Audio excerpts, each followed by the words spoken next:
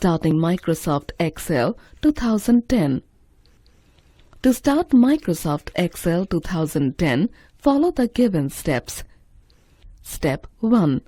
Click the Start button. Step 2. Click All Programs.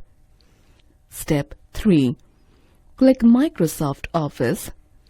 Step 4. Click Microsoft Excel 2010. The Microsoft Excel 2010 screen appears with a blank sheet.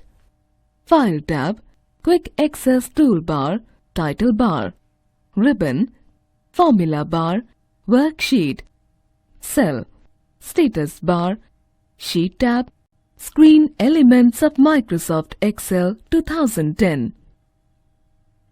Title bar. It appears on the top of the screen. Title bar displays the name of the current workbook. It also contains Minimize, Maximize and Close buttons. Quick Access Toolbar. It is present on the title bar. It helps to do common tasks with just one click. File tab. It is the green tab located in the upper left corner of Microsoft Excel 2010 screen.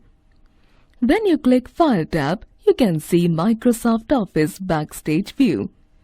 Backstage View shows the set of commands used to manage the worksheet like creating, saving, opening, printing, and so on.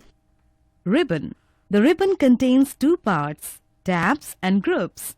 Each tab contains commands arranged in different groups. Formula bar. The formula bar is made up of two parts, name box and formula box.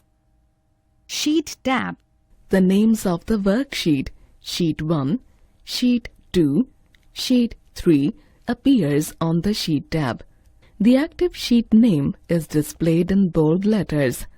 You can move from one sheet to another by clicking at its tab. Status bar. It displays current status of the cells and zoom option.